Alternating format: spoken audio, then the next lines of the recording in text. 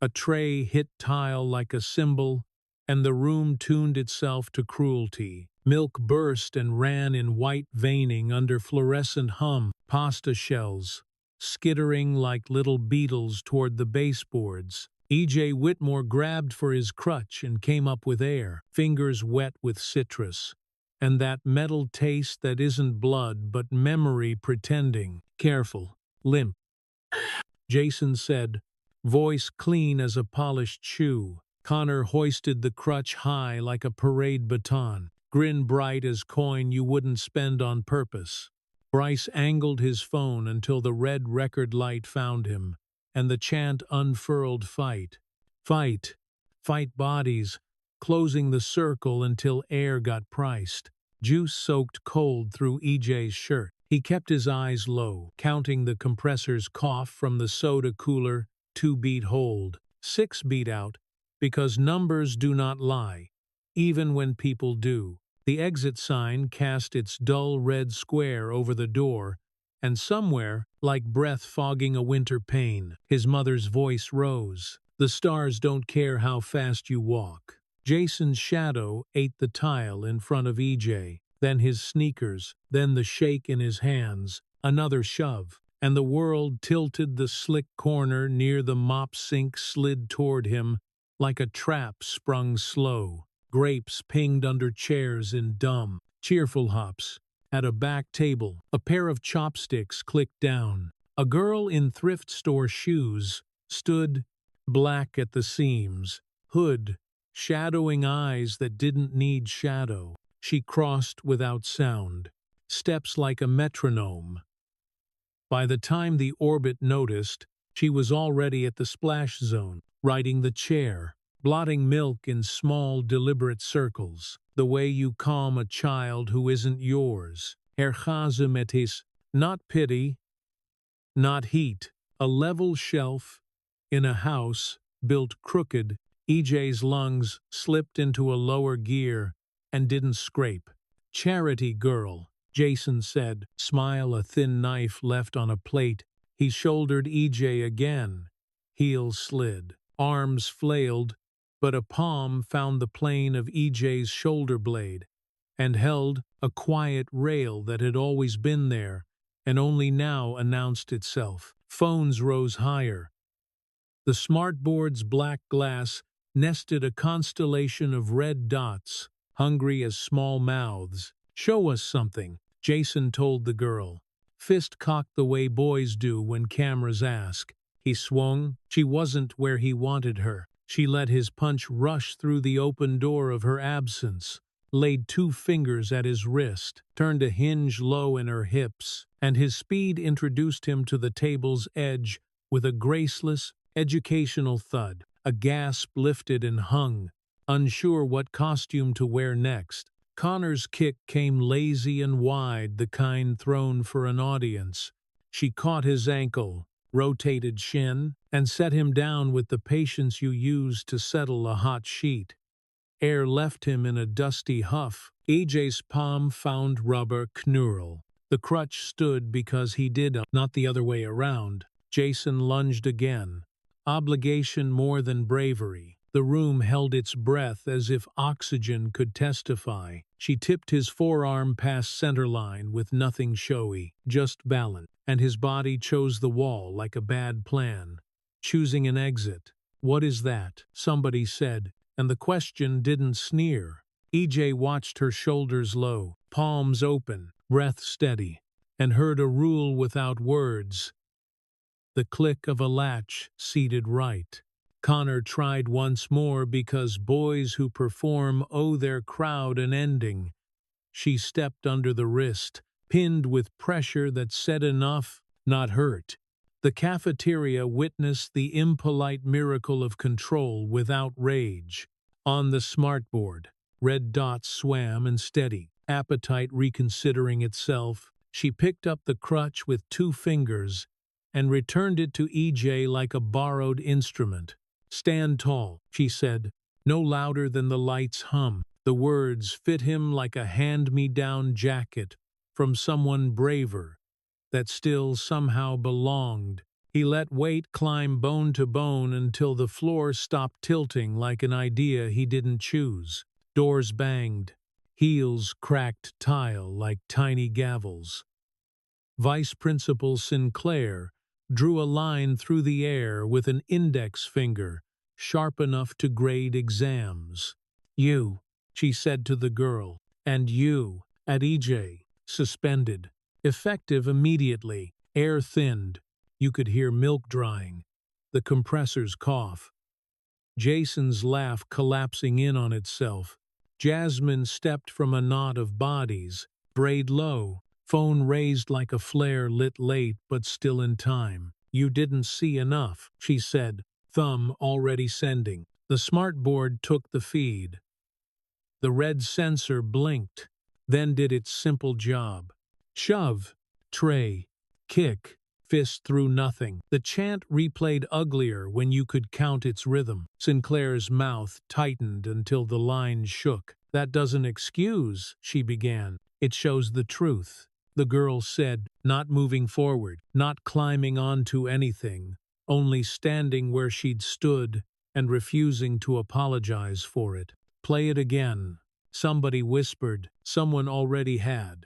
On the fourth loop, a sophomore lowered his phone and looked at his hands like he'd been given instructions without paper. Jason pushed upright, cheek holding a red line that would ask for a lie later. "This isn't over," he told the girl, because it usually wasn't. EJ heard his voice before he planned it. "Yes," he said.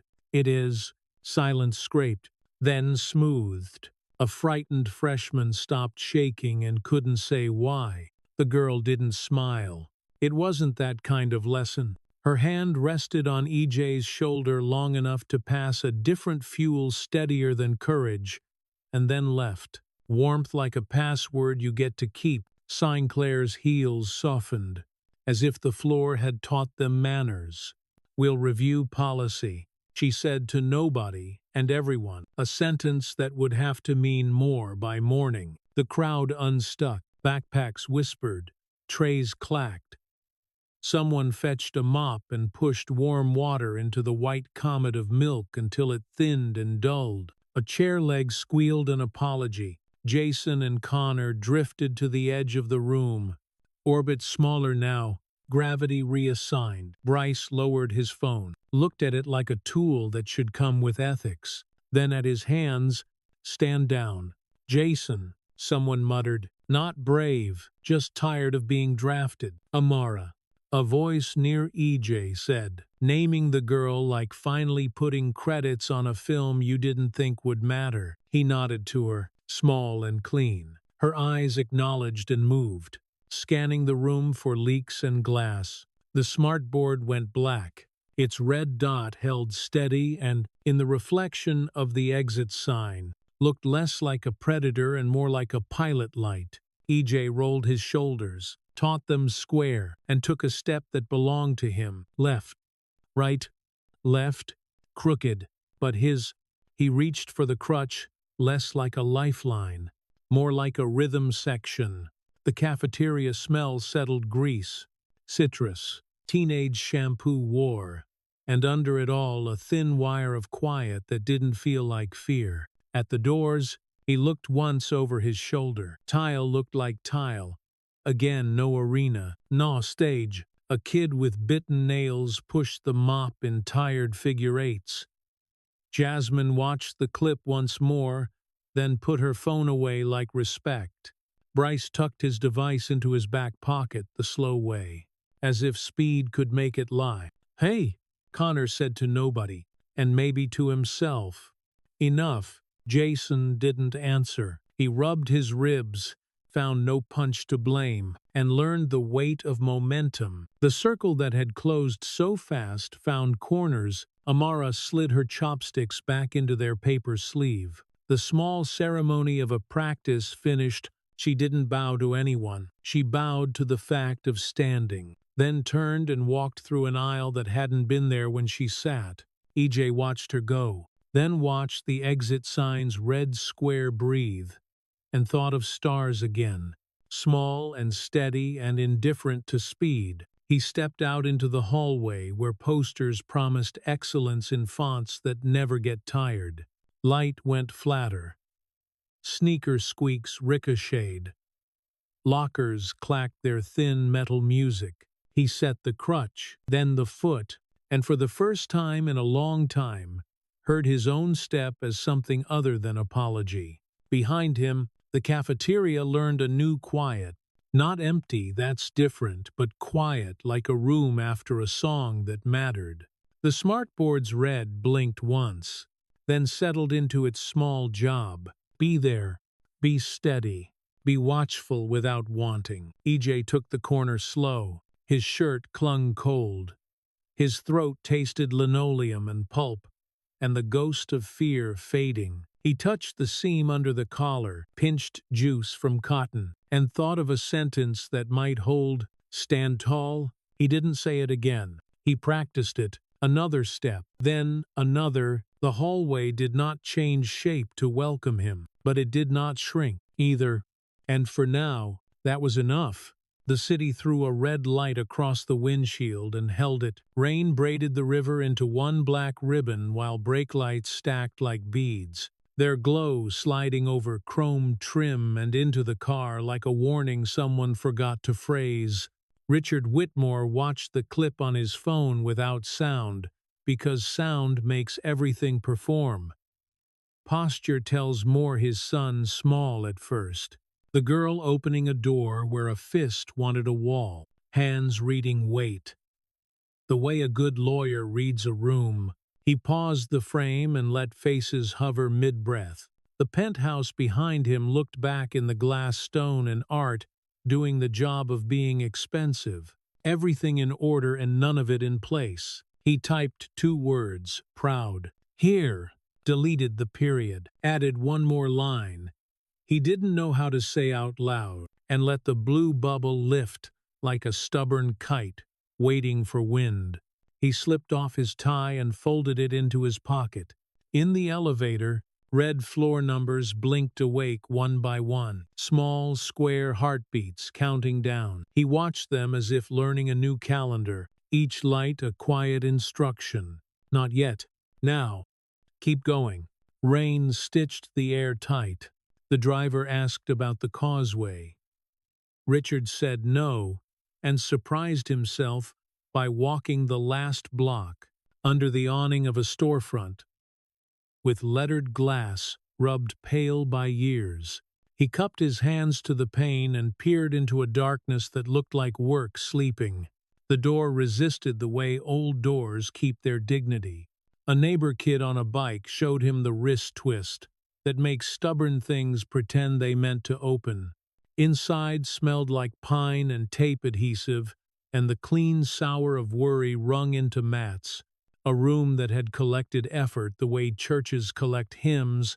Polaroids bent on thumbtacks showed kids with belts too long for their waists, and a man in a frayed gi whose hands had taught other people's sons how to fall without breaking. On the counter sat a register the size of a small suitcase, chrome dulled by decades of exact change.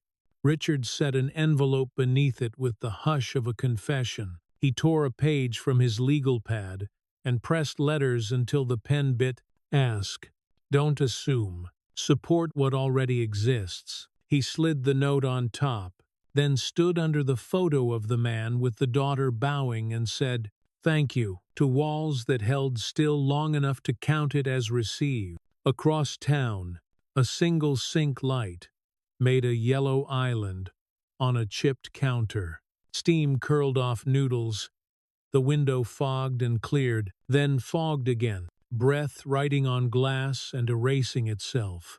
Ivan stood in scrubs and tired socks, hair up like an apology to gravity, while her daughter ate with clean, small movements. Trouble? Ivan asked, not casual, not nosy. A door left open with wolves kept outside. I stood, Amara said, setting the chopsticks down as if they could bruise. Did you throw first? No. Ivan leaned her hip into the counter and watched her daughter's hands, the way a nurse reads a pulse. She saw the math in Amara's pause before placing the chopsticks, the breath she took that only fighters and women on double shifts learn to count. He'd have approved, she said, then snorted once. He'd pretend not to first because showmanship and then tell the mailman. Amara's mouth crooked. A private joke with a ghost. Semantics, she said. Semantics keep bones in place, Yvonne said, pouring tea that smelled like patience and a cupboard almost out of sugar. They ate mostly quiet, while a siren unspooled down the block and stitched itself to some other night. Sleep, Yvonne said, which meant you're safe enough for now. Amara unrolled a practice mat in the narrow strip of living room. The carpet held a permanent crease, where repetition had carved its quiet groove. She bowed to a dark TV and to a man no longer present, then moved through forms until sweat told her exactly where the day had lodged. Never first, never for ego. Protect the weak. The words weren't philosophy. They were furniture. In a room you could navigate blind. She stopped when her wrists hummed, and the apartment felt returned to itself. At the window she breathed once onto the glass, and watched fog bloom and vanish, a ceremony with no witnesses, and all the meaning it needed. She rinsed the thermos and left it to dry upside down, a small, ordinary flag. EJ waited at a doorway, and let the quiet inside his chest decide not to run. Richard came down the hall without the nervous click of dress shoes. He'd traded them for the soft foot of sneakers, a detail as tiny as it was enormous. They stood 2 feet apart and tried to make their shapes fit the frame of the moment, like new furniture in an old room. I got your text, EJ said. It wasn't poetry. Richard said, I wasn't grading. They both smiled, then edited their faces back to manageable. Richard took a folded paper from his pocket, the edges softened by second thoughts. I wrote it down so I wouldn't improvise. EJ read the lines clumsy, careful, human. I don't know how to undo what I missed. I can do now. Teach me how to stand with you. His fingers tightened at the crease and relaxed, the way you hold a rail when the train lurches and keeps you anyway. Okay, he said. Okay, Richard echoed, because sometimes that's the whole contract. Walk, EJ asked, wanting his father to match pace instead of sprint ahead for the first time in a long time. They cut through a lobby where a desk plant had learned to drink fluorescent light. Outside, rain left that clean metal smell. Streets keep for themselves after lectures. They went nowhere in particular, which felt like relief instead of waste. You don't have to say a lot, EJ said. That's new, Richard said. Consider it mercy. The pedestrian signal flashed its little red hand and trapped them with the rest nannies with sleeping toddlers. A man holding a trumpet case. A construction worker humming rhythm bigger than weather. When the white figure lit, they all moved at once. A small choreography that felt like permission. Back upstairs, they passed the framed photo of Clara holding a younger boy. So close, her jaw kept his head. Richard straightened the frame a fraction, the gesture automatic and late. EJ watched his hand fall and didn't flinch from wanting 2 time machines at once. Dinner tomorrow, Richard asked. Not adding work. Not adding if, yeah. No phones, Richard added, wincing at his own try-hard. Fine, EJ said, and let him sweat a beat for free. They parted at the bedroom door like men remembering how to land a conversation without slamming it. EJ set the note on his knee until the paper warmed from skin, then slid it under the lamp base to steady a table that always wobbled. Across the room, the TV's standby light stared back one red pinprick. Midnight had turned that light into a mouth before. Tonight, it felt like a small star that understood its job was to be quiet. He clicked off the lamp and left the red dot to hold the dark a while. Sleep arrived like a truce. Morning peeled the city open in clean strips. Crestwood's hall smelled of varnish and laundry detergent. Last night's mop dried into the grain. Students funneled past posters about excellence, written in a font that had never been to a real argument. Amara and Jasmine met at the lockers, thermoses breathing white. VP emailed. Jasmine said, subject line, process. That word hides knives, sharpest ones, Amara said, tying a stray thread back into itself. Bryce wants to talk, Jasmine added. Let him. He thinks it only counts if he bleeds. He can start by sweating, Amara said, and sipped tea like a judgment that wished everyone well. They stood in a pocket of hallway heat, while the little red exit sign hummed like a thing that had never been outdoors and still knew the way out. Jasmine's phone buzzed. She glanced, turned it face down, and notched her jaw against the itch to film everything. EJ climbed the front steps, where the stones stayed cool till noon. Richard hovered near the gate, not on it, not inside it, hands in pockets. The stance of a man practicing presence like a language with verb tenses. They bumped shoulders. Easy. You good? Richard asked. Better today, EJ said. That counts. Leon pushed a bin past, humming Sinatra, because somebody should. Big day. He asked no one and everyone. Every day, Amara said lightly, shifting her bag to keep her back honest. The bell rolled a wave of sound down tile. For a beat, all the bodies were just bodies moving where they needed to move. Amara stepped into the current. Jason was visible at the far end, like weather deciding if it meant to break. EJ matched her stride. They didn't talk about it, and that felt like respect, not avoidance. At the bend where light goes flat, he lifted his chin half a notch. A man remembering his spine has more than one job. They passed a smartboard parked on a cart, its red sensor blinking like a heartbeat that had learned to rest. Midweek, that dot had been a mouth. Now it looked like one closed eye. Stand tall, Amara said, not to him, to brick and camera and day. He didn't answer. He didn't need to. The hall answered. Sneakers squeaks, locker clinks, a laugh that didn't punch down. Sounds making room for a city trying to learn. Across campus, Vice Principal Sinclair stared at an open email and a blinking cursor.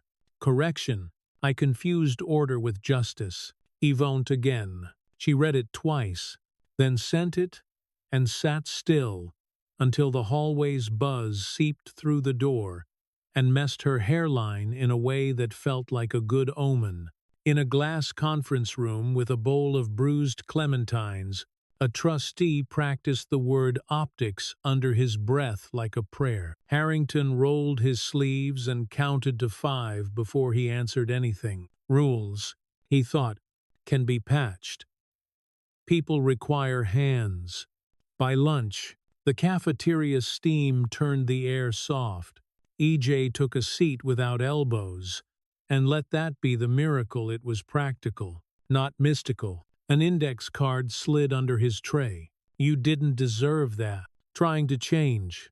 No name, a crooked arrow. He palmed it and kept eating, back unhunched by inches. At a far table, Jason sat with a gravity missing its satellites. Bryce stared at the smartboard's red sensor, then down at his own hands, as if the instructions had arrived without language and asked nicely to be followed. Afternoon thinned toward weather. In the band room, dust lifted and spun in a square of sun like small planets. With a budget, the upright required kindness. EJ laid a palm on its wood and gave it that. He played a line twice, missed, played again until it landed. A freshman hovered with a rain-bitten case. Do I need shoes? The kid asked. Just show up. EJ said, they'll teach you to fall and stand. That sneaks up on you, he said, hearing the echo of a woman's sentence without needing to name her. That night, the city put on neon and behaved itself. Richard and EJ took a diner booth where the pie case spun slow, and the waitress called him honey without checking his age. No phones, Richard said, and set his face down like contraband. I'm grading your small talk. EJ said, I'll order fries to bias the study. They argued lightly about bike lanes, then harmony, then which intersections taught patience best. 10 seconds of quiet held and didn't break. On the counter, a plastic tree blinked red bulbs like a low-stakes emergency. They paid with cash that smelled faintly of someone else's pocket, and left a tip for a woman who refilled water like a ritual. In the apartment across town, the TV's standby dot pressed a red seed into the window glass. Amara stretched on the floor, wrists warming, breath counted out of habit. Not fear, Yvonne, half asleep, with a novel on her chest, murmured something about keeping the kettle full. The building breathed through its vents. Buses sighed below and moved on, their taillights writing temporary constellations. In all the small rooms where people had almost enough, a red pinprick of some machine kept watch. Midweek, that color had been an appetite.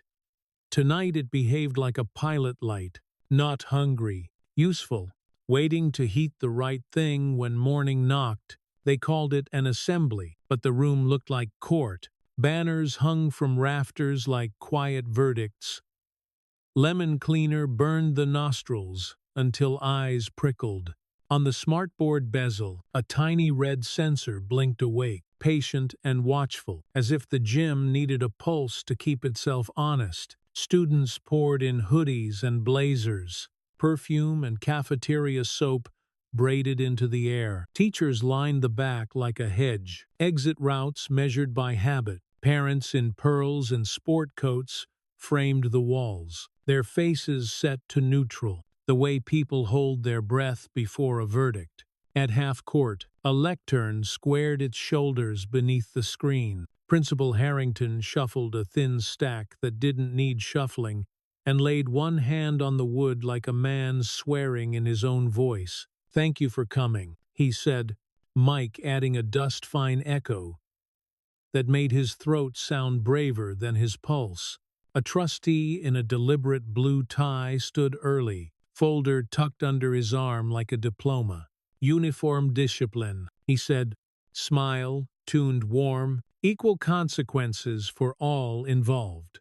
Equality discourages repeat incidents." The words slid over the polished floor like water on wax, clean, frictionless, not soaking into anything that mattered. A murmur scratched the bleachers. Hooded knees knocked. A cough fell into a sleeve that smelled like chalk. Harrington's gaze moved across the faces, counting temperature more than votes. "Questions?" he asked, legal pad ready like it could block something thrown.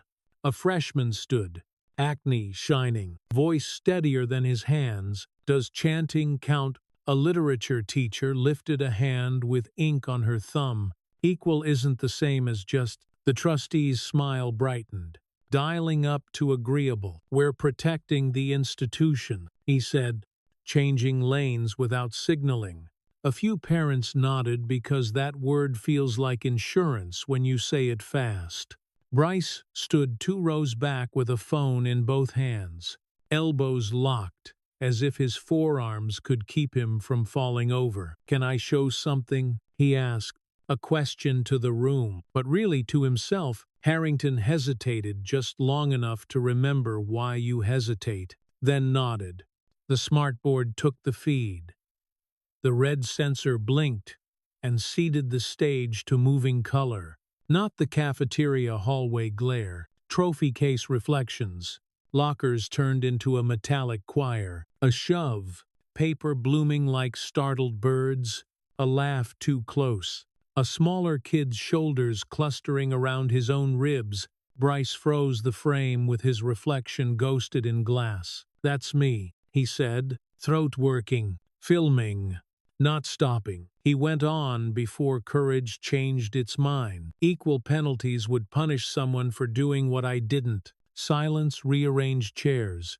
The trustee rifled the same 3 pages and found no new nouns. Harrington took off his glasses, set them down carefully, as if they could shatter the wrong sentence. Jason stood. He didn't look for the front row where power likes to sit. He looked at the freshman from the clip, arms folded tight, chin welded to chest. "I'm sorry," he said, short because any longer, and the words would try to tidy themselves, not just to them, to everyone I made small. Connor followed because gravity still applies to group, jaw unlatched for once.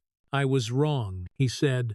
"I don't want to be the reason people hate school." A breath slid down from the top row like someone had cracked a window. Harrington turned a paper he didn't need. "The motion for identical penalties is withdrawn," he said.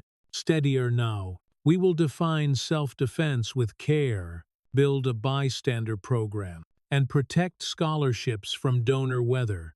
The last clause wasn't in any draft. It landed anyway. A clap started one set of hands, then 2, then a ripple that never tried to be applause. Agreement, not celebration. The trustee sat. Smile returned to neutral like a mask reset on its hook. Near the doors, Vice Principal Sinclair held her folder too high against her ribs, cardstock biting the soft of her arm. She crossed to the aisle seat where Amara sat with her backpack underfoot, zipper tab turned down so it wouldn't rattle. "I'm sorry," Sinclair said. 3 letters stretched to hold weight. "Your scholarship file is secure." It should have been. Amara's nod was exact. "No sugar. Thank you." The apology stayed up. It didn't wobble. "Practice," Coach Dwyer called from the sideline, voice riding the gym's shell. "We can teach interruption like CPR." Heads turned toward him because he sounded like someone who builds things instead of describing them. "Bystanders aren't furniture," he added dryly, and the short laugh shaved the room's edge without blunting it. Midway through, the red sensor's blink felt different. Less appetite, more pilot-like. Even the sting of lemon cleaner turned from courtroom to locker room, from spectacle to drill. A hand went up midway on the bleachers, ponytail tight, eyes sharper than her age. "What do we say first?" she asked. "Like what words?" Amara didn't stand. She turned and let her voice carry. "Name it. Back up. Give them room. Not today. Keep it short." Jasmine lifted her phone to record that line, then lowered it, choosing the messy memory over the perfect clip. Bryce, empty hands now, pressed his palms to his jeans like a man unlearning a habit. He had the look of someone reassigning his body to its rightful uses. Jason drifted to the freshman's row and stopped at arm's length. The space itself part of the apology. "Won't happen again," he said.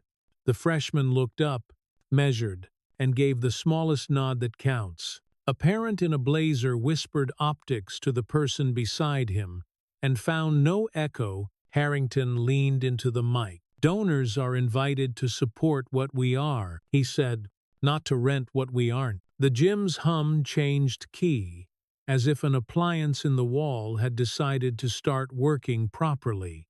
Jason's father rose, cufflinks flashing red in reflected light. "Our family has supported," he began, voice oiled for influence. "Your family's welcome at the workshop," Harrington said, polite as cut glass. "Friday at 3. A cough, disguised as a laugh, failed to disguise anything. On the screen, the paused frame still caught a hand mid-flinch and a shoulder mid-harm. Nobody looked away this time. Sinclair slid her folder into a tote that finally held the right files, and exhaled in a way that let her face be younger for 1 second. When questions thinned into logistics, the room lost its show shape and returned to labor. "Mandatory bystander training," Dwyer said, jotting on a clipboard that had lived half its life near whistles. Will practice. Disrupt. Name. Can't help. Make a corridor. Drill it like a fire. Language. The literature teacher added, we'll write scripts that fit in a mouth under stress. Law. A social studies teacher said, we'll teach rights that don't evaporate when somebody shouts. Harrington wrote it down, then underlined it, then stopped underlining because action had replaced ink. By the north exit, Richard stood with sleeves rolled and his tie stuffed into a pocket, like a creature he refused to feed. EJ found him with a shoulder bump that passed inspection as hello. Back row, Richard said. No speeches. I noticed, EJ said. Show off, Richard whispered, and earned the quickest sliver of a grin. They watched the room learn a new gear. Leon parked a stack of chairs and peeled up a corner of tape where a banner sagged. Better tape, he said. Better wall, Harrington answered, pressing the adhesive with the side of his thumb until it warmed and held. Jasmine coiled cable with the care of prayer beads. Tomorrow, she told Bryce. I'll bring my spine, he answered, surprised to find he had one that could be scheduled. The trustee in the blue tie smoothed the folder for the 5th time, hands refusing to admit they were empty. He looked toward the camera at the far wall and seemed to see himself the way a recording sees. With no patience for spin, he sat down softer than he'd stood up. The gym hummed, then quieted. Harrington clicked the mic off and set it on the floor instead of the lectern. Small act, big message. In the half-second after, the red sensor blinked once, a tiny metronome for a room, keeping time. He stepped to Amara's row, kept his voice for her alone. Thank you, he said. Not a performance, a ledger. Rooms learn slow, she said. People, too. He nodded like a man who finally believes repetition is a sacrament. Folding chairs shrieked and stacked into wheeled tower. Tape lifted in long, satisfying peels, leaving the floor a little cleaner than before. The lemon sting retreated to the corners. Sinclair paused at the door and pressed 2 fingers to the frame. Not quite superstition, not quite apology, just acknowledgement. She walked into a hallway that sounded the same, and somehow didn't. Her tote bumped her hip with the new weight of right files. Clusters formed and dissolved apologies done badly and better. Invitations to sit together at lunch. Math about rides to the dojo. Jason hovered on the edge of one circle like a kid outside a lit window.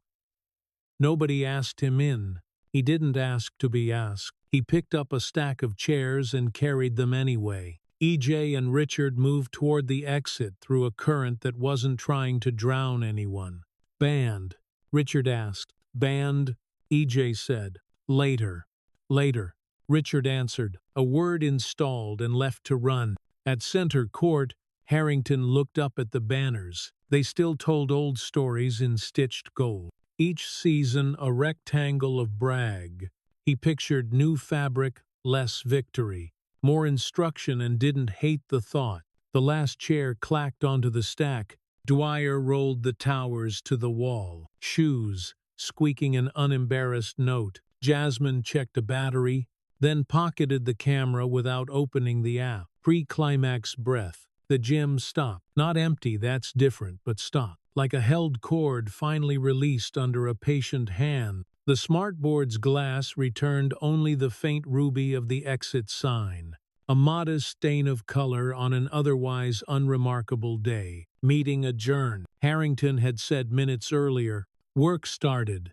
The red letters over the double doors glowed steady against afternoon, humming their one-note hymn. They streamed toward them not to escape, but to carry the new rule into halls and classrooms that would resist and then adapt. Sneakers squeak, lockers clap. A laugh found the right height. The tiny red sensor blinked once more, then rested.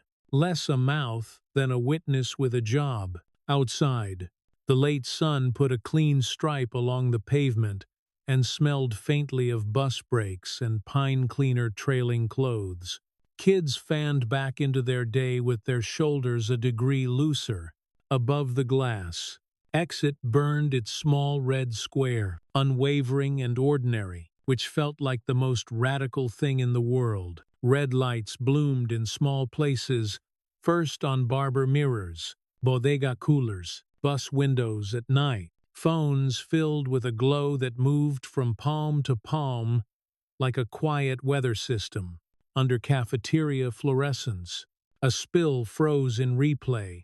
On screens, two hands turned violence into clumsy math that couldn't show its work.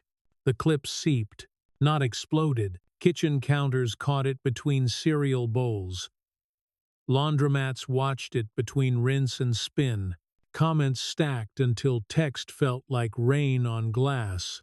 Notice she never swings first. Control, not spectacle. On the 6 o'clock news, the anchor's eyebrows did heavy lifting. Split-screen hallway chaos beside a sun-soft photo from a community center wall. A girl 10 years smaller bowing on scarred mats. A man in a frayed gi behind her, with palms that had done more than fight. The lower third tried for restraint and almost got there. A coffee shop hissed milk into foam while Jasmine scrolled dings. Invitation dressed like praise. Threats dressed like advice. Podcasts thirsty for a tidy moral. She pinned one DM. Truth is a relay, not a solo then.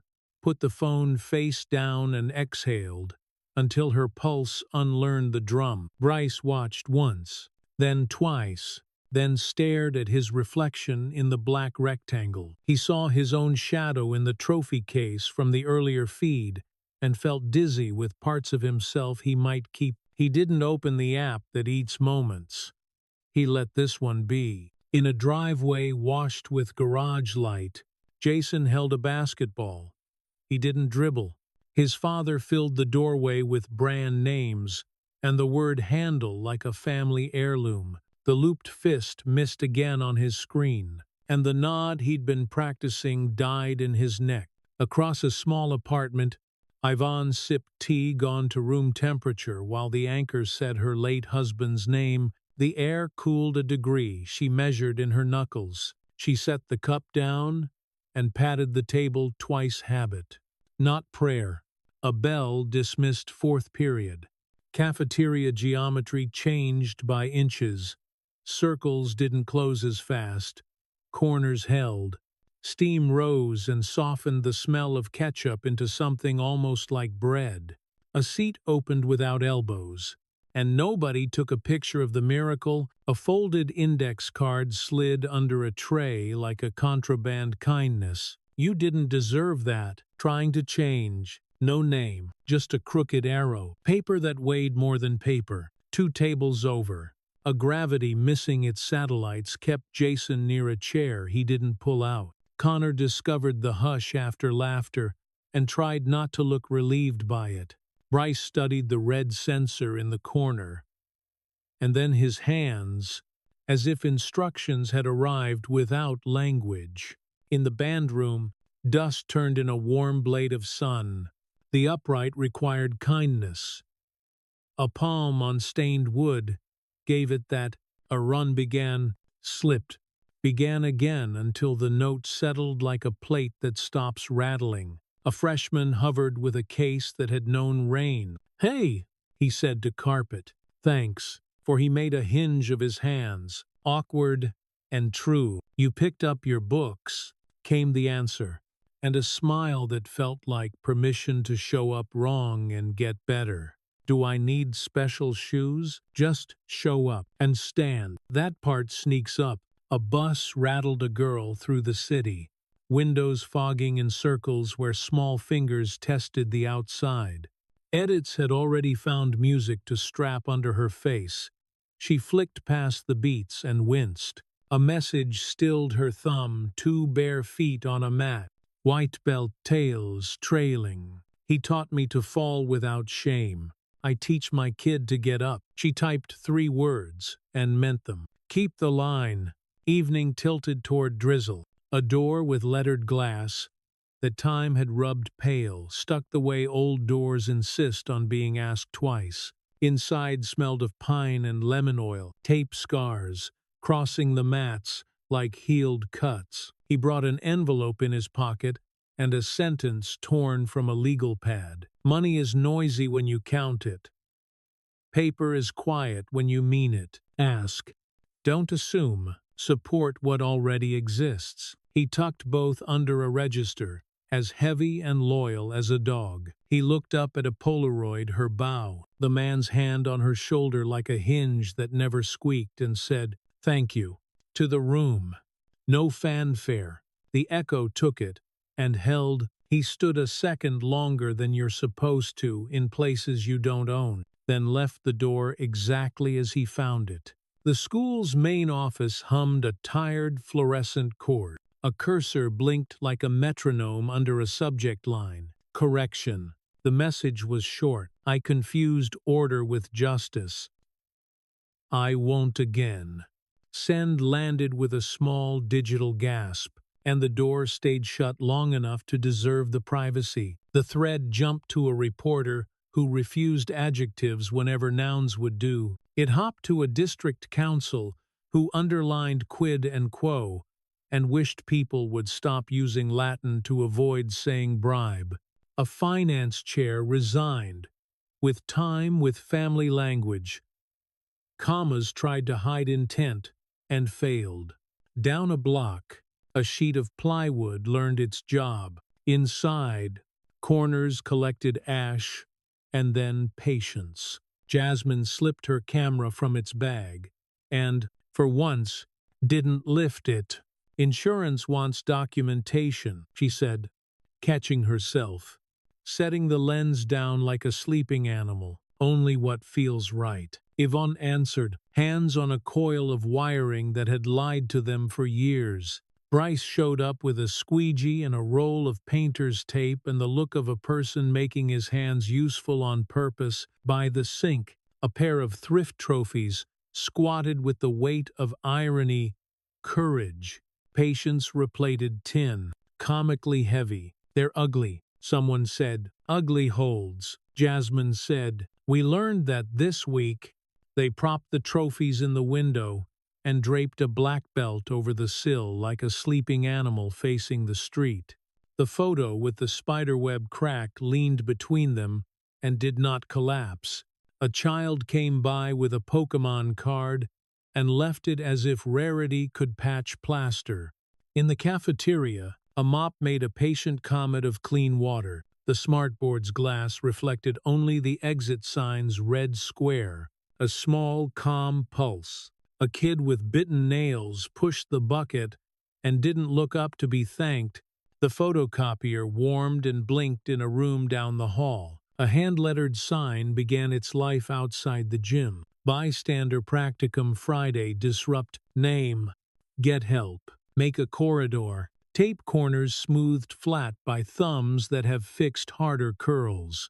Late light cut the halls into panels. The smell of pencil shavings hung near the lockers. A trumpet searched for its home note and almost found it. A guidance counselor sent a list with bus lines and addresses instead of platitudes. Night pulled on the block like a sweater with one sleeve longer. At a diner window, a plastic tree wore its rash of red bulbs. Inside, coffee steamed. Forks clicked plates. A waitress called someone honey, without checking IDs. Planetarium Friday. A man asked his son, both of them pretending the ceiling could be a sky and foam seats, constellations, fake stars. The kid said, real chairs. The man countered. They agreed to the lie because agreement sometimes is the point. Back at the small apartment, a mat unrolled and held the day the way cotton holds heat. Forms moved until wrists sang, and breath remembered where to go. Never first, never for ego. Protect the weak, not philosophy. Architecture. The building's steam pipe hissed its reliable asthmatic rhythm. Outside, Buses exhaled and wrote short red comets across wet asphalt. On the TV, the standby light made a single patient dot in the glass. Midpoint. That dot had been a mouth. Now it behaved like a lighthouse. No one thinks small, steady, not asking for a show. It watched nothing in particular and everything that mattered. Morning leaned in with the smell of varnish and laundry soap. Hallways flowed. Posters promised excellence in fonts, brave with italics. A red exit hummed as usual, square and stubborn. A quiet map for when things get loud. He tucked the index card crooked arrow, and all behind his phone case where it added a weight he could choose. She capped her thermos and made sure the zipper tab wouldn't rattle. They took separate doors and the same air, and the day started because it had to. At lunch, Jasmine flipped the phone face down and talked with her hands. Name it, she told Bryce, who'd already written it on 3 ugly flyers in an uglier font. Ugly reads, he said. Pretty lies. A janitor tuned a broom to the floor like an instrument that forgives. A circle didn't close. A corner stayed open. The room noticed itself and liked what it saw enough not to brag. Near last bell, a small crowd formed by the office TV and read captions without sound. Words scrolled. Transparency, policy, accountability. A kid in a hoodie whispered, they spelled it right, and someone actually laughed. Evening found the dojo with its window patched, and the smell of tea stronger than smoke. The belt on the sill faced the street. The trophies stood their silly ground.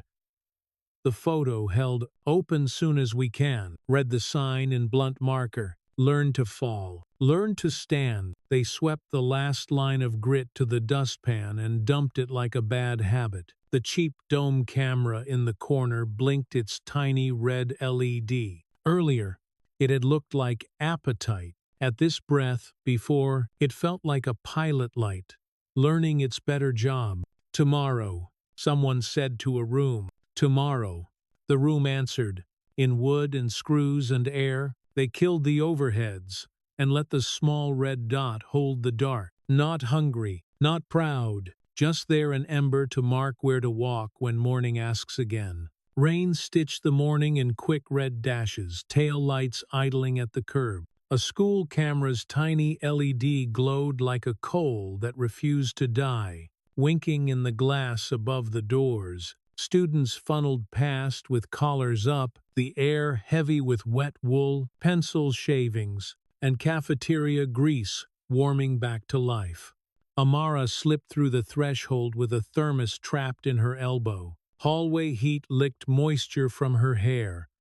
Varnished floors hummed under 100 not-quite-awake feet. She saw Vice Principal Sinclair, before Sinclair saw her folder tucked like a shield, mouth set to policy. Miss Johnson. Morning. We need to discuss attention. Sinclair said, the word brittle is tinsel. It can be destabilizing. For stopping a beating. The narrative is bigger than the incident. Sinclair answered carefully, stepping around oil she couldn't see. The institution favors stability. She placed the last word like china on a rattling tray. My father had rules. Amara said, you've mentioned them. Never first. Never for ego. Protect the weak. If that shakes donors, the weakness isn't here. She tapped the tile once. Knuckle light. Sinclair's gaze held a beat, then slipped half a degree. You're playing with forces that outlast students. So did he. Amara said, and kept walking, the thermos sweating into her palm. EJ turned the next corner at a patient pace. The crutch set its rhythm rubber kiss. Breath. Rubber kiss clean on the varnish. He'd ironed his collar with the heel of his hand and missed the back. He let it go. Not every battle is the war. Richard had waited at the gate and moved away from it like a man learning not to cast a shadow. Save me a seat in your day, he'd said, and gotten the smallest nod that counts as yes. Now EJ let the nod finish its work by arriving on time to himself. At his locker, an index card sat folded once, block letters. Hesitant. You didn't deserve that. Trying to change. No name? A crooked arrow under it like a cereal box compass. He slid it behind his phone case and felt its weight tell the truth about gravity. Jasmine cut across with cable marks along her fingers. Workshop Friday. Bystander 101. Bryce added, falling into step. Disrupt. Name it. Can't help? Make a corridor. Drill it till it's muscle. If you film, Jasmine said, you're a witness or a thief. Pick one. Bryce cracked a grin. Put that on shirts. Ugly font. Make everyone mad. Mad reads better than numb, Jasmine said, and their laugh warmed the hallway one notch. The trustees met on stale coffee and lemon cleaner. A finance chair murmured about reputational risk. A development officer said narrative alignment, like he loved his shovel. Harrington measured out yeses with a priest's pour. Jason's father arrived with cufflinks bright as sirens. Our family has supported this institution.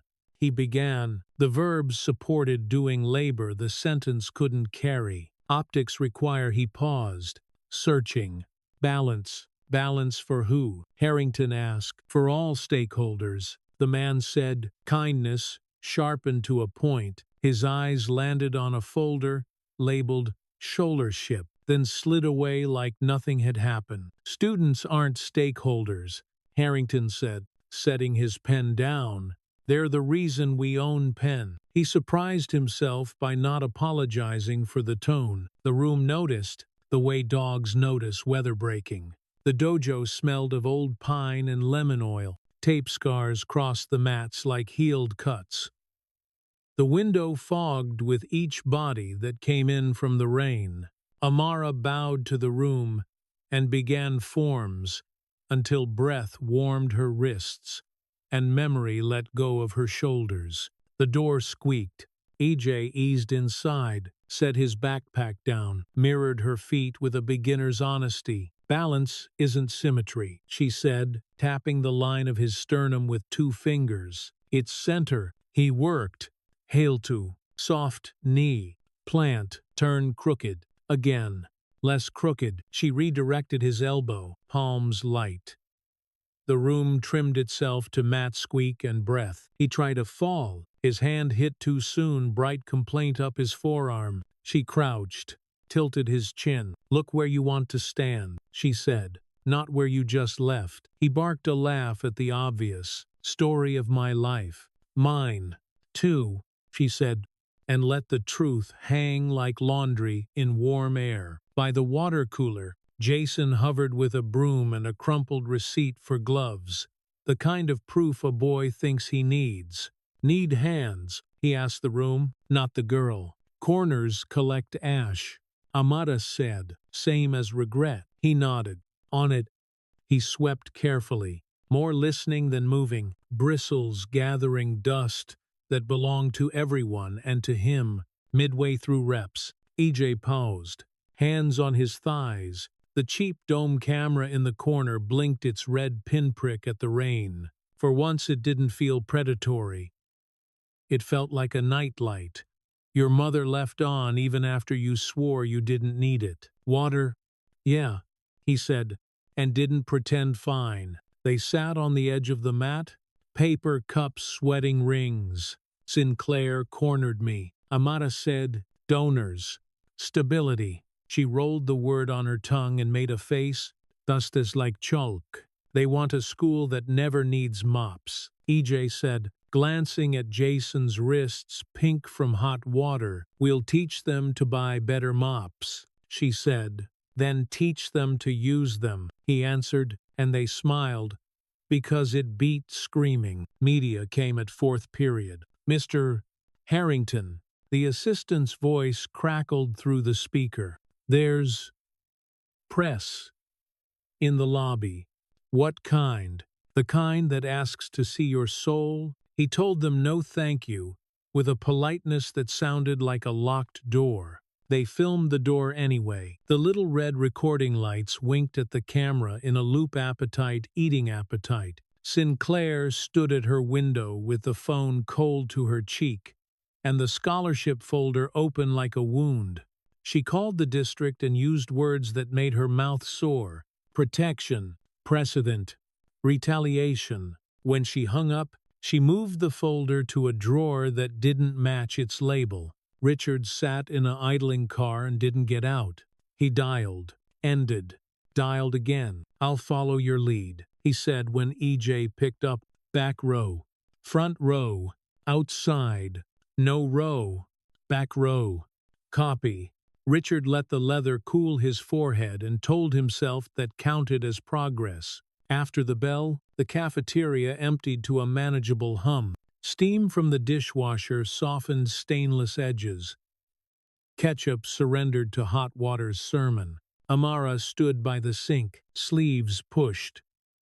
The thermos took soap without complaint. A shadow moved beside her. Jason set a mop bucket down, metal ring clanging soft as a bell after service. "I'll stay out of the way." "Stand in it," she said, staring at the drain. "That's the point." He gripped the handle and found a square that belonged to work instead of theater.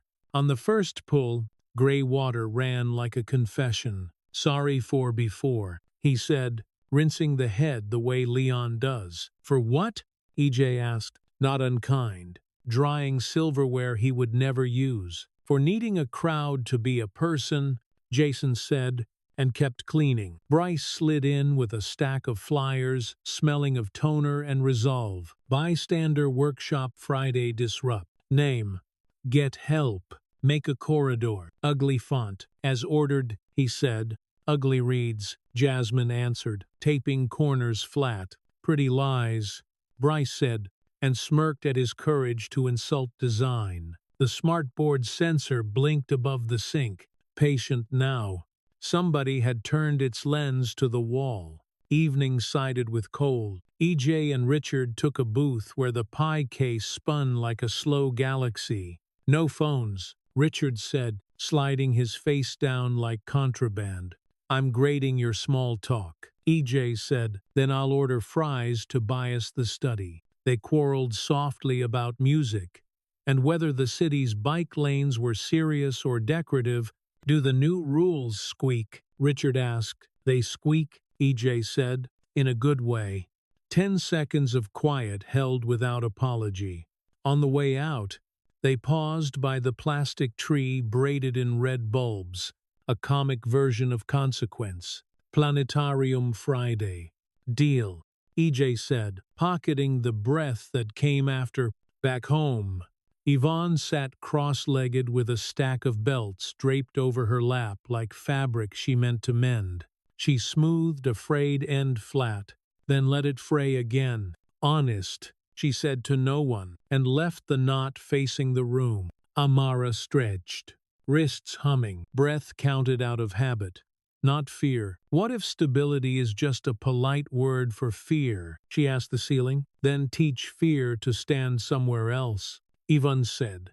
Without looking up, the phone buzzed a photo of crooked flyers already curling on a bulletin board. Caption: "Ugly wins." Amara smiled with half her mouth, set the phone face down, and let the apartment hum fill the space text, "Usually drinks." At his window, EJ pressed his forehead to the cool glass. Cars drew red lines across the intersection. Tiny comets. Going nowhere important. He touched the index card through his pocket and felt cardboard insist that weight can be chosen. 2. He turned the lamp off. In the dark, the TV's standby light held its single coal. Pre-midnight, it had been a mouth. In this breath. Before, it was a lighthouse. Nobody thanks. Outside, the school camera's LED blinked once, then steadied, not hungry, not proud. A pilot light waiting to heat the right thing when morning asked them to stand again. They turned on every light in the gym and made the floor shine like a lake without wind. Lemon cleaner bit the air, until eyes watered and noses learned to behave. On the smartboard's bezel, a tiny red sensor blinked patient, watchful as if the room needed a pulse to keep itself from lying. Folding chairs scraped into rows, metal against maple, like stubborn violins. Parents lined the walls with pearls and Bluetooth buds that suggested extra opinions. Teachers took the back row where exits were easiest, faces set to that neutral faculty calm that can be read three ways. A trustee in a blue tie smoothed a folder on the aisle, each tap a metronome for nerves he wouldn't name. Principal Harrington tested the microphone and heard his breath sound like borrowed courage. "Thanks for coming," he said, palm on the lectern, as if swearing in his own voice. The trustee rose early, smile tuned to warm, uniform discipline, he said, holding the folder like a prop that makes rules real. Equal consequences for all involved. Equality discourages. Repeat incidents. The words skated the polished floor. Frictionless. Looking good until someone tried to stand on them. A murmur scratched along the bleachers. Hoodies shifted. A cough got lost in a sleeve that smelled like chalk and cafeteria salt.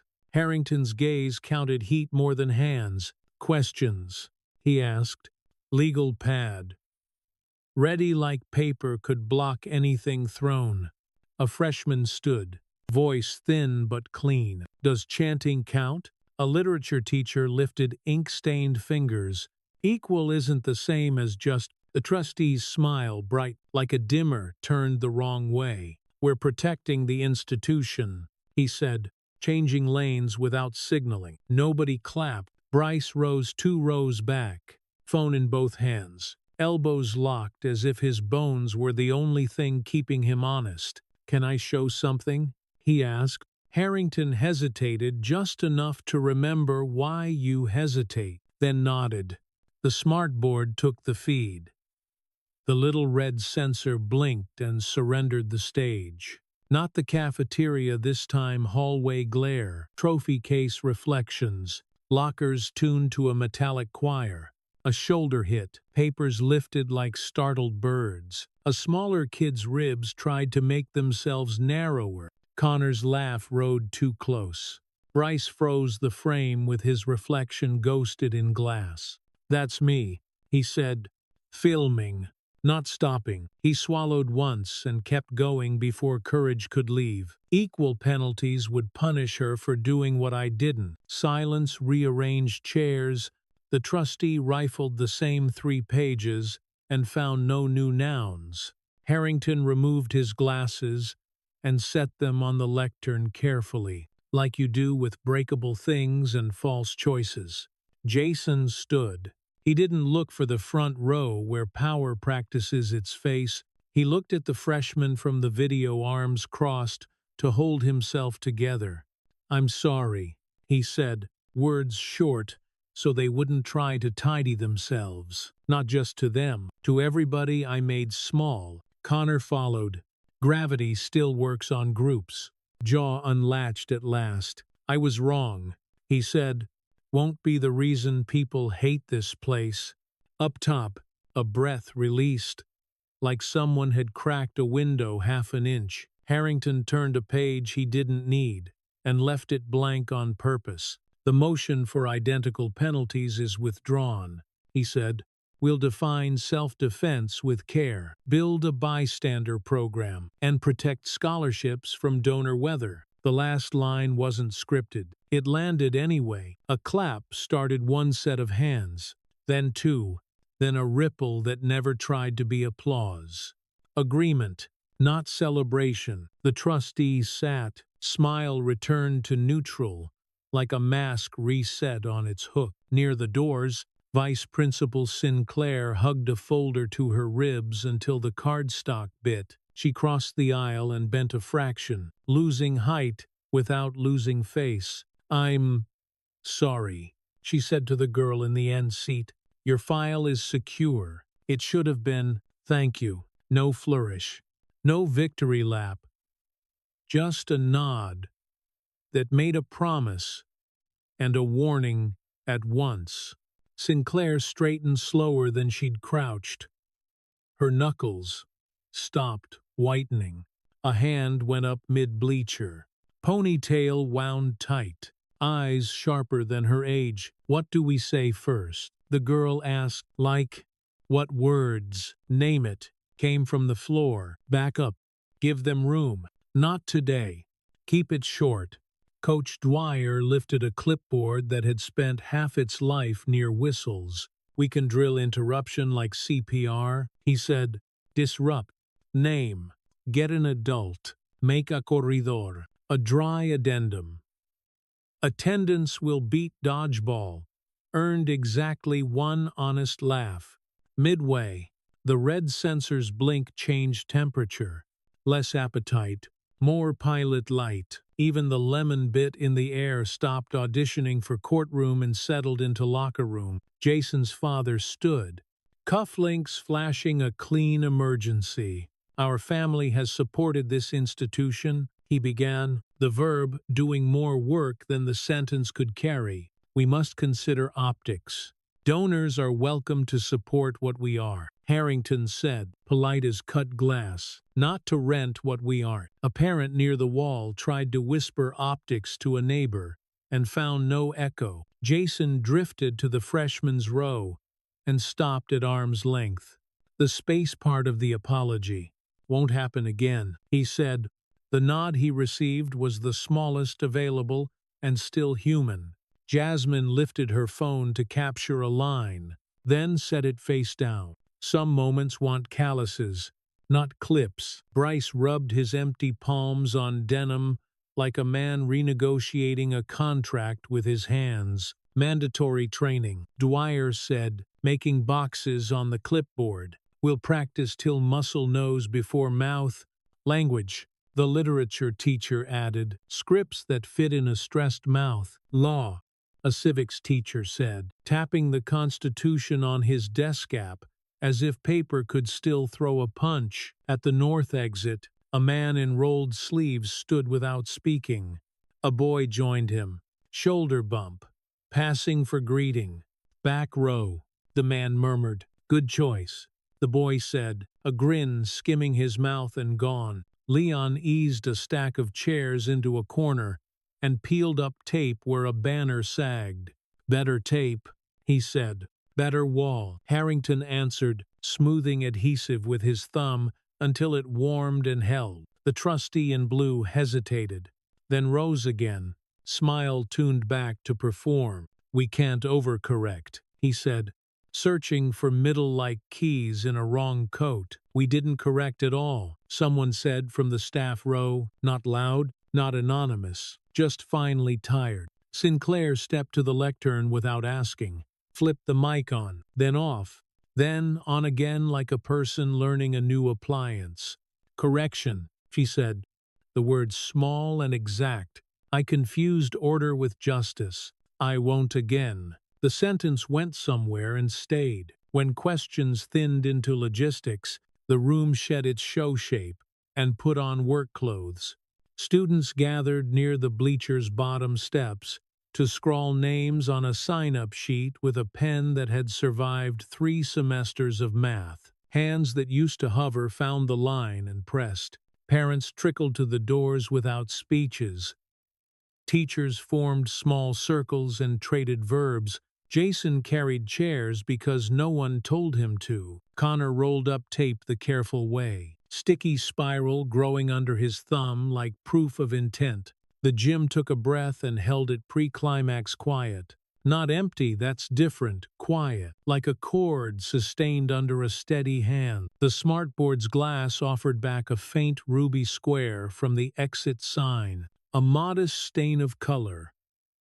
On a day that had decided not to be dramatic, Harrington clicked the mic off and set it on the floor instead of the lectern. "Meeting adjourned," he'd said, but the room understood. Work begin. The red letters over the double doors hummed in their small way, holding steady against afternoon. In the cascading clatter of chairs, Jasmine coiled cable with the care of rosary beads. "Tomorrow," she told Bryce. "I'll bring my spine," he said, surprised and a little proud that it could be scheduled. At the aisle, Sinclair paused and put two fingers on the doorframe. Not superstition, not apology, just acknowledgement. She stepped into a hallway that sounded the same, but had shifted a degree toward a better pitch. Her tote thumped her hip with the new weight of right files. The trustee in blue gathered his folder and found it lighter than it had been, which unsettled him in ways he'd explain later with a word like recalibration. He passed the camera bolted high on the wall and glanced up. The tiny red LED watched without hunger. For once, it looked like a witness that remembered name. On the court, Leon and Harrington pressed a fresh strip of tape across the banner seam. "Hold," Leon said. "It will," Harrington answered, and for once didn't doubt himself. Clusters dissolved into corridors. Sneakers squeaked a less anxious note. A laugh didn't punch down and survived anyway. Hands found doors, pushed them open, and let the gym exhale. At the threshold, the exit sign's red square washed the floor in a small blush. Someone could have called it ordinary and meant it as an insult. Here, ordinary felt like a radical kind of mercy. They streamed out not to escape, but to carry a rule into every messy room that would resist and then adapt, disrupt, name, get help, make a corridor, practice until muscle knows before mouth. The sensor blinked once more, tiny pulse in a giant room. Midway it had been appetite. In this breath it was a pilot light, ready to heat the right thing. Beyond the doors, afternoon laid a clean stripe along the pavement and smelled faintly of bus brakes and pine. The gym quieted to the whir of vents and the click of cooling lights. Banners whispered to themselves overhead. On the glass, the red reflection of exit held its square, unwavering, unglamorous, exactly enough. Sirens braided red through the block and wouldn't let go. Heat licked paint from the dojo's front trim. Smoke pressed its forehead to the glass until it fogged like breath. "Back," a firefighter said, "glove up." The skin creased and blackened, while water hammered the doorway hard enough to make the street hiss. Amara stood too close, until another glove caught her elbow. The air tasted metallic pennies and melted plastic hot wind pushing grit against her teeth. "The office," she said, smaller than she meant. As if the word could open a door the stream was welding shut. Ivan jogged up in scrubs and a sweatshirt rubbed thin at the cuffs. She didn't ask how. She counted windows, exits, heads, and moved to the hose feed to clear the kink. Inside the smoke a rectangle brightened, died, brightened again. A power strip spitting sparks like a small, furious animal. "Kill the mains," the captain called, voice flat with training. A firefighter vanished down the side path. A thunk sounded, and the building drew one darker breath. Flame dragged itself off the window frame. Sulking, they went in on a green leash of hose. The office felt like a wet ribcage desk, listing, ledger swollen to a drowned brick. Heat-licked eyelashes. The stink layered itself sweet varnish, scorched vinyl, old sweat baked out of mats. "Here," a firefighter said gently, like nursery talk. "Is this yours?" He held the photo from the counter. Edges bubbled, faces unburned her bow, his hand sitting proud on her shoulder. She took it with both palms and felt a hairline crack spiderweb under her thumb without breaking. Belts hung on the pegboard in a ruined gradient, white curled like paper shavings. Yellow and orange melted together like candy left in a car. At the end, a black strip wore crisp scorch, but held its knot like a fist. She lifted it. Heat lived in the leather's core, a low animal warmth that refused to quit. Outside, neighbors drafted themselves by instinct. Leon arrived with thermoses. Mrs. Hahn from the bodega brought a case of water. Two teenagers found caution tape and strung it with the solemn joy of church ribbon. The night shared its temperature fairly. Every mouth exhaled pale news. The diner's neon pushed a red wash across wet concrete. Fry oil rode the breeze like a cheap comfort.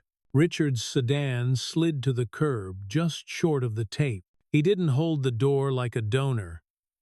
He came with contractor bags and a cordless drill, an apology translated into tools. "Put me to work," he told Leon, as if the block could be insulted by the offer. "Windows," Leon said, handing off plywood that smelled like big-box stores and new starts. Richard set a sheet, found the studs by listening, and sank screws on a slow trigger until sweat printed his collar. Jasmine jogged up with a camera bag and didn't unzip it.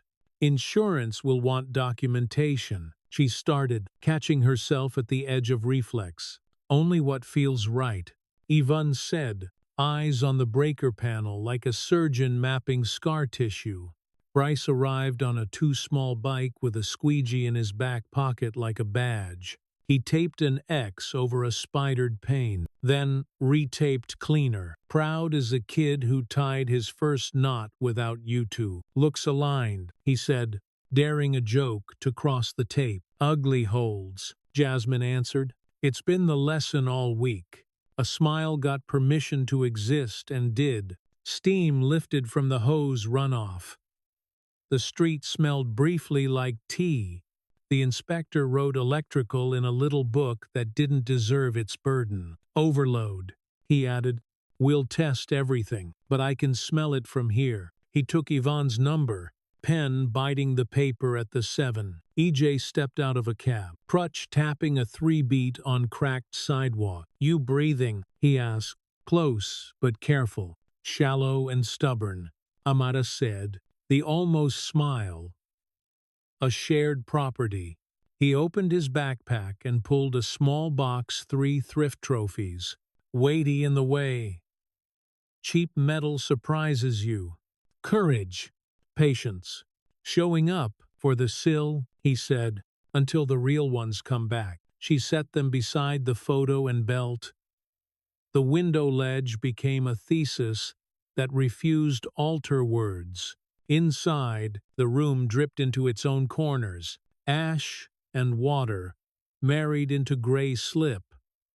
The mop would later call it by another name, April Inhalungs, December on her cheeks. Jason hovered under a busted street lamp that made a halo with a missing tooth, hands buried in pockets, jacket collar eating his jaw. He crossed without checking traffic. Stopped just close enough to be useful. "Can I?" he started. "Gloves," Amara said, nodding to the crate. He pulled a pair, tugged them on, reached for the bucket, like he'd been told his whole life. The handle wasn't his. The first pull sent black water down the drain. The pipes carried it away with a sound like a bad plan, leaving town. "I'm sorry," he said. "To tile more than people." "For what?" EJ asked, not unkind, wringing a mop head until his forearms named themselves. "For needing a crowd to be somebody," Jason said, and kept cleaning. Richard steadied the last sheet of ply on the ladder. A bead of sweat cut a small river through dust at his temple. He climbed down and caught Ivan's look. Suspicion braided with thanks, and answered with open hands. No speech. Presence. Behind the counter, a corner of manila showed under the register, an envelope like a shy tooth. Ivan slid it out. "Read the torn pad note on top. Ask. Don't assume. Support what already exists." She tucked the money back without counting. "We'll label it shelves," she said, and a joke limped to the finish line.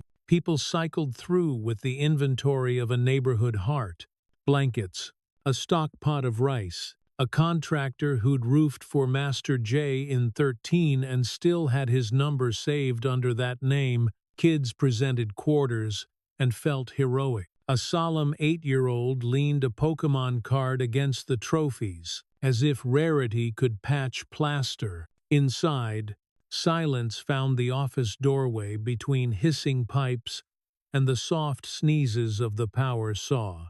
Amara stood, measured loss by thumb widths, and touched the ledger that had swelled itself into an arc. Her father's slanted block bled at the edges, smile with the eyes, but held. She looped the black belt around her neck like a scarf. Warmth lived in the leather, a memory you could touch. Her palm found the frayed place he'd refused to mend.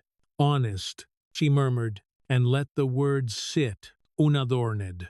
Here, Leon called. Hold this hinge. She took the door's weight while he set a new pin. The slab remembered good behavior all at once. They let it swing shut and open again. Small victory. Big echo. Outside. The sirens let go, leaving traffic and a stray laugh from the diner's stools. Midnight leaned against the block. The plywood wore its screws like practical jewelry. The shop light inside threw a low gold across damp mat. The cheap dome camera in the corner blinked a single red bead. At midday it had felt like appetite. Now, in the after, it read like a nightlight. You leave for a kid who swears he doesn't need it. Open mat tomorrow. Jason asked, mop angled like an instrument he might learn to tune. Beginners early. Amara said, we teach falling first. Falling I know, he said.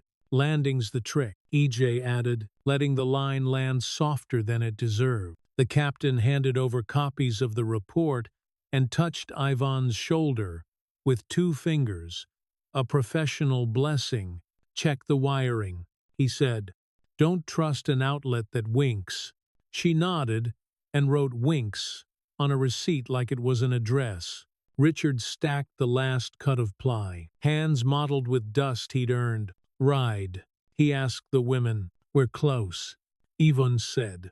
We'll walk. Thanks for showing up, she added, not gifting him more than she had. Thanks for letting me, he said, because the sentence fit and didn't break. They staged the window like a vow, belt coiled and sure. Photo spider-webbed, but steady. Silly trophies stubborn as daisies. Jasmine made one frame for memory, then closed the camera sometimes.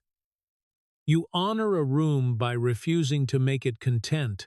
Bryce wrote a blunt sign and taped it crooked. Open soon as we can. Learn to fall. Learn to stand. The block thinned toward sleep. Steam from the street vent ghosted up and away like a bad week. Finally lightening. A bus sighed at the corner and pulled off.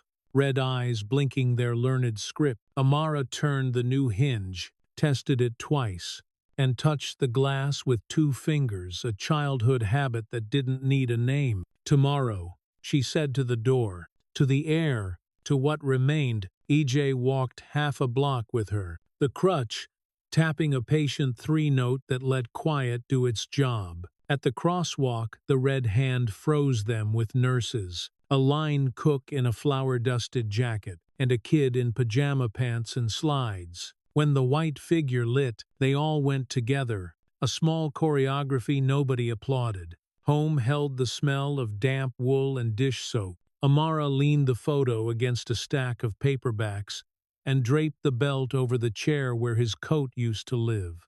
The heater knocked twice like an old neighbor asking permission to be loud. She stretched on the rug until breath slowed. The TV's standby pinprick glowed in the window's reflection, a tiny ember nested in bigger dark. Pre-climax, that red dot had been a mouth. Here, in the room that refused to dramatize itself, it kept watch without wanting. Across the avenue, the plywood reflected diner neon in a red rectangle wound and bandage at once. On the sill, courage, patience, showing up wore their gaudy crowns without shame. A thin line of grit waited by the threshold for tomorrow's broom. When the last car passed, and the block settled into its honest hum, the room listened to itself, the way a stage does. After curtain, no applause. Just the echo of work, hammer thrum lingering in wood, mop water drying to a dull ring, the faint electronic blink from the corner camera. Learning a better job. The red light held steady, not hungry, not proud, just there, a modest pilot flame to mark where to step when morning called them back to stand. A red light blinked steady on the copier and wouldn't hurry for anyone. Fluorescents hummed their thin, insect song. Burnt coffee put a brown edge on the air. Sinclair stood over the output tray with a stack of screenshots cooling against her wrist. Paper dust, sweet as old toner. Subject lines marched like a file of polite threats. Narrative alignment, key families, outcome, assurance. Smiling headshots floated in footers. Teeth doing PR for paragraphs that tried to teach money how to keep rooms quiet.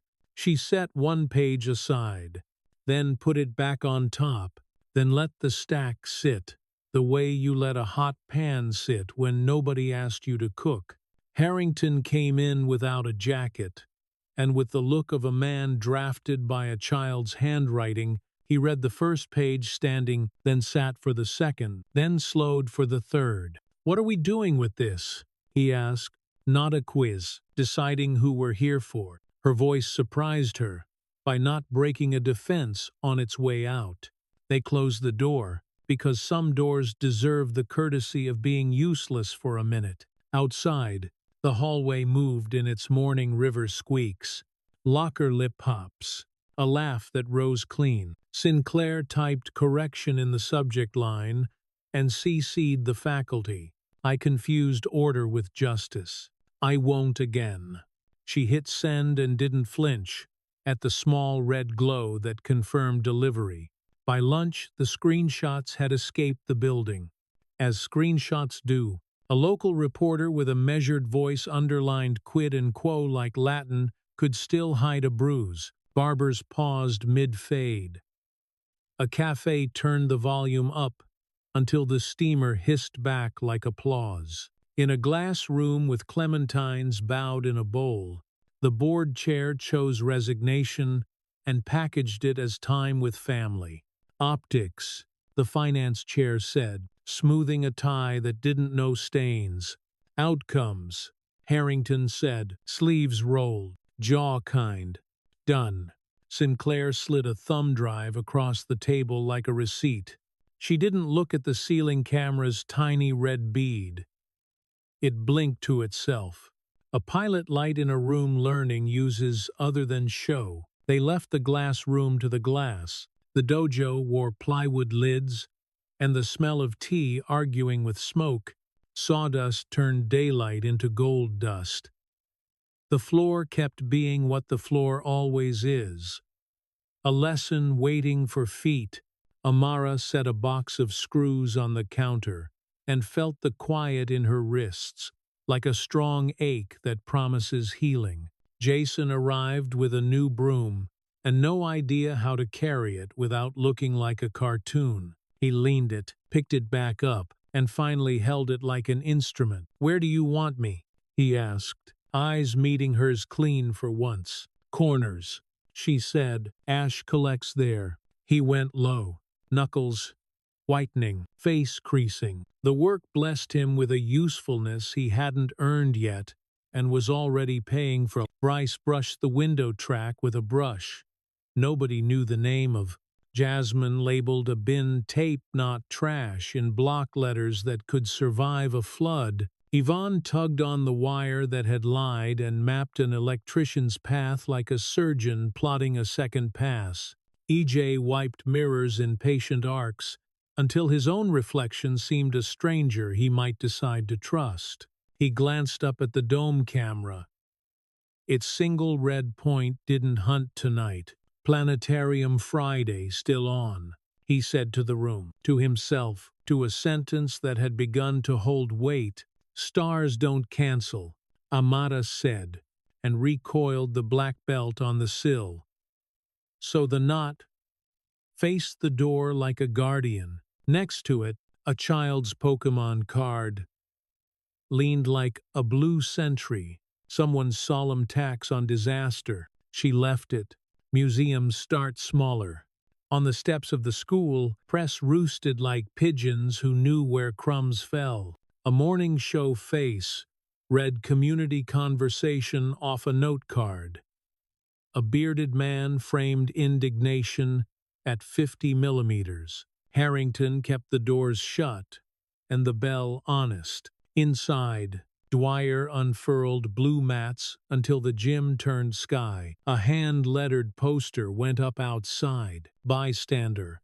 Practicum Friday, 3 p.m. Disrupt. Name. Get help. Make a corridor. Kids drifted by, pretended not to read, doubled back, and wrote the time on skin. Sinclair walked the hall with a tote that finally held the right files. A girl in a wrestling hoodie stopped her like a traffic arm. "You were wrong," the girl said. "I was," Sinclair answered, and held eye contact until a nod loosened the air between them. The cafeteria's smartboard threw back a red rectangle of exit and nothing else. Jason rinsed the good mop under water so hot it pinked his wrists. "Workshop?" he asked Jasmine, who was taping too high on purpose. "You're not special," she said. "You're early." He grinned because humility had finally become cheap enough to use. A counselor sent a school-wide with addresses, bus lines, and hours. No stock photos. One line at the bottom that sounded like Leon. "If you're carrying something heavy, bring someone to help." Evening slid a chill into the stairwell and waited. 2 trustees stayed behind. "We can't overcorrect," the cautious Ty said, patting his pockets for a middle that wasn't there. "We didn't correct at all," Richard said from the end of the table, voice calm as a promise that knows it will be a threat if it has to. "We maintained." Sinclair placed a paper between them with a finger that had finally stopped shaking at names. "These are the rules now," she said. "They serve the people who can't write checks." "Then who pays?" the Thai asked, as if a school were a product, and children a customer base. Leon appeared in the doorway with a bucket he didn't set down. "We do," he said. "With time, quiet. The way we don't let rooms get hungry for the wrong thing." Nobody asked him to leave. He left anyway. Mops do not run themselves. The resignation went live before dinner. A press release knelt on the throat of what happened and called it a season. Grown-ups argued with commas. Kids read the first line and skipped to the end. At the dojo, the plywood lids came off. Richard came up the sidewalk with 2 clamps and a paper sack of screws that rattled like cheap maracas. "Not a speech," he said.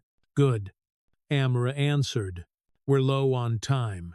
They lifted new glass into the frame. Jason braced the pane with the heel of his hand. EJ held the level bubble steady. Ivan called measure. Bryce fed the bead of clear silicone like icing a cake he planned to serve to gravity. Jasmine took 1 photo for the paperwork and put the camera away. Rooms earn protection. They don't owe content. Light moved across the mat like a tide that had learned to be kind. They stopped long enough to hear a heater knock and settle. "Open class Saturday." Amara wrote on a sign with fat marker. "Fall land stand. Kids will show," EJ said without saying. "Kids are already here," Yvonne said, and didn't mean age. By last period, the press birds had found a second story and flown. The front steps belonged to sneakers, and the smell of winter jackets steaming dry. Inside the gym, Dwyer taped a faint white square on blue corridor practice and wrote, "Voices equals wedges" on the board, like a math proof he could live with. Midway through cleanup, a power blink cut the hall to black. for one hard second. In the cafeteria, the camera's red pinprick floated in the glass like a coal that refused panic. When the lights came back, the red remained. Patient, pilot light, Jasmine said, mostly to herself. They pushed through the last hour with the work face people wear when they've decided good is better than perfect. Richard carried a folding table with a trustee who had stayed against type and discovered his wrists. Better tape, Leon told him, passing a roll. Better wall, the man said back, startled by his mouth's honesty. They killed the overheads at the dojo and stood in a pool of shop light. On the sill, black belt coiled, cracked photo upright. Pokemon card faithful. 3 thrift trophies, accepting a joke's crown without shame. The room hummed its modest hymn refrigerator. Old ductwork. Breath. Tomorrow, Jason asked from the doorway, broom balanced like a metronome. Tomorrow, Amara said, and turned the new key twice. Click. Click like a rule-taking shape inside a lock. The street snapped cold and clean. Abu Sayyid, a bottle rolled, stopped, reconsidered, rolled again. EJ looked up at a handful of wrong constellations and decided to love them anyway for holding still. They walked until the block bent toward quiet, no speeches, just steps learning each other's measure.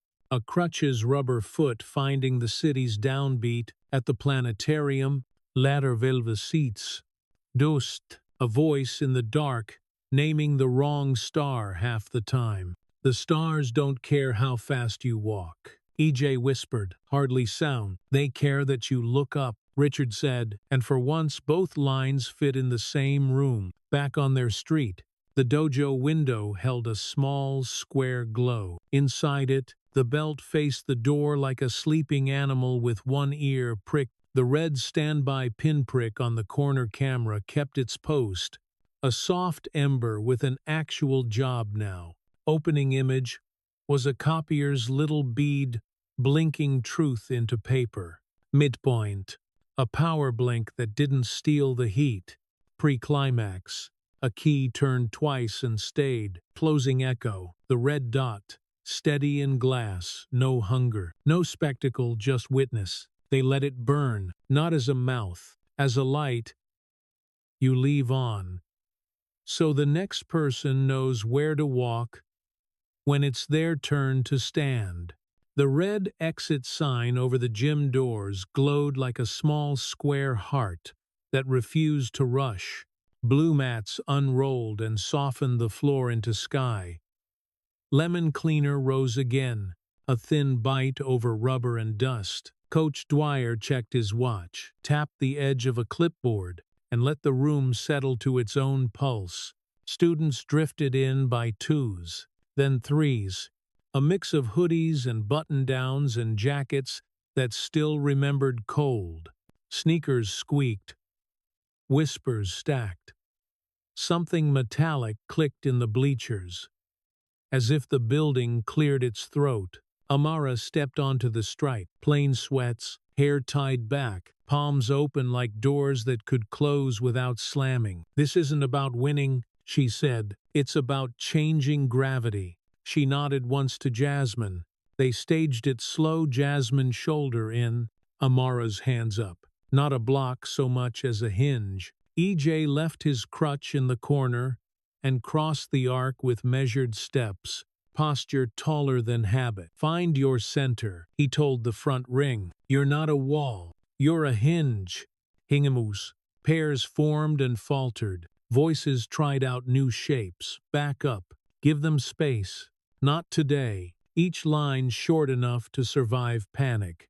The first thuds were messy, then less so. The sound of bodies learning where to be. Bryce walked the edge, collecting phones in a shoebox and sliding claim tickets back like a coat check. If you film, he said, not loud, you protect the person, not the post. A senior lifted an eyebrow. A freshman nodded like he'd been waiting for someone to say it that way. Near the doors, Sinclair held a clipboard she didn't use. She watched more than she wrote. Jaw looser. Tote. So collapsed. It looked like a dog fallen asleep at her feet. Harrington stood 3 rows up, hands empty, the stance of a man who'd finally learned where not to put a podium. Reset. Amara cold. They ran it quicker 2 steps. Wedge. Words. A girl who'd been freezing found a sentence that fit her mouth. Hey, not today. It sounded ordinary, and worked. Jason hovered at the back until the room forgot to notice. He took a lane with Luis and the tall neighbor kid. He missed his mark once, twice, then placed his feet like he meant to stay. Voices are wedges, Dwyer said, tapping the white square he'd taped to blue, and their bodies learned to hold the corridor instead of the corner. Midway, the air changed hotter from effort, better from focus. The red exit reflection bled into the smartboard's glass, a ruby rectangle framing their practice without asking for it. Amara knelt beside a pair of brothers until their breathing matched, then stood and let them go without a word. A single line of dry humor saved the room from sincerity's weight. Attendance beat dodgeball, Dwyer said. Even the bleachers laughed once and got back to work. They closed with a slow run. 2 volunteers crossed the corridor. 3 voices made a lane. 1 teacher stepped in like an adult should. No flourish. Just the shape of a thing people could do tomorrow without help. Thank you, Harrington said, and left the mic asleep. Applause came like rain that knows where the gutters are. Jasmine handed back phones, and more than one stayed in a pocket longer than habit allowed. Band room after lunch. Sun cutting dust like lazy confetti. EJ seated at the upright, fingers light, testing a progression that kept almost landing. Then did. A freshman hovered with a rain-streaked case and shoes that didn't know if they were allowed on a stage. Thanks, the kid murmured, eyes on the carpet. For the hinge thing, you did it, EJ said. You changed the picture. That's the work. Do I need shoes? Just show up, EJ said. They teach falling first, and standing, that sneaks up on you, he said, a small grin earning its keep. The day folded toward late. News vans had found another fire to chase. The front steps belonged to backpacks and the steam of wet coats. Leon taped a fresh corner on a poster and nodded at anybody who nodded back. Evening slid cold along the block. The dojo's new glass threw a clean square into the sidewalk. Tea steam tugged at the air inside. Amara chalked the sign out front. Open class fall land stand, and flipped the marker around like a conductor's baton she hadn't asked for. Kids came in crooked shoes and Hope Crocs, slides, an old pair of ballet flats that squeaked on the mat like they wanted to matter. Jason brought Luis and the 2 tall neighbor and a cousin with a laugh like dry kindling. Names went onto a clipboard slow, then fast, as if writing them down could keep them from vanishing. Falling first, Amara said, chin tucked, knees soft, hands like you're catching light. Thuds bloom, messy, musical, better.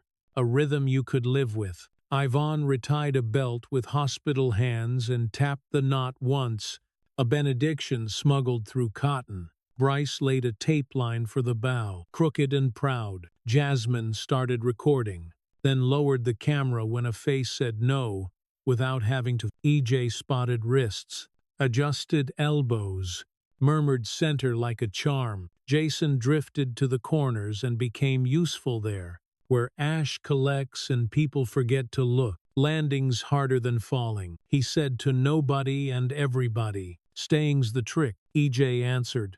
The dome camera's tiny red pinprick held steady in the corner glass. Midpoint in the semester it had looked hungry. Now it looked like a coal that remembered its job.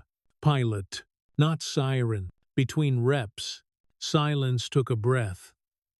The way a room does, when it starts to believe itself.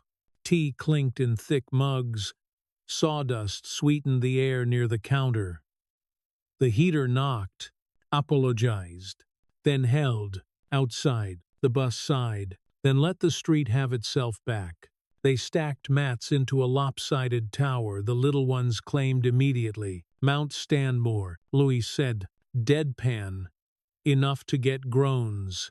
Climb with your feet. Amada said, not your mouth. They ended with a bowline, tape edge wobbling like a hand-drawn horizon. No speech. Just the sound of rubber feet lifting and setting. The thrum, underfoot, that says future, without using the word after. The gym at school went low quiet. Banners hung like stories thawing. The exit sign put a red pillbox of light on polished wood. Harrington stood at center court, reading rafters like a different alphabet. Sinclair joined him empty-handed. Files moved, she said. Policies posted, he said.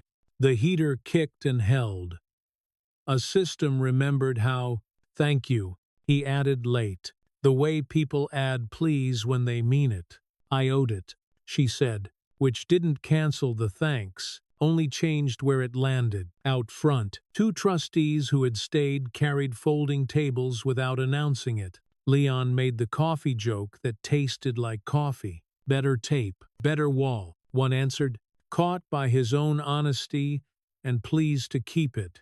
The cafeteria at dusk reflected itself stainless steel and a square of red exit on glass. A janitor's radio murmured a ball game from a city none of them would move to.